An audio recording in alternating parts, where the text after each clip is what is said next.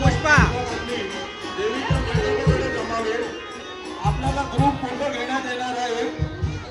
वेशभूषा स्पर्धा समाप्त झालेली आहे, तरी सर्व स्पर्धकांनी देवीच्या मंडपाकडे जमावे। आपला ग्रुप फोटो घेण्यात येणार आहे व गरबा रसिकांना नाचण्यात मोकळा करावा। सर्व वेशभूषा स्पर्धकांनी मंडपाकडे जमावा।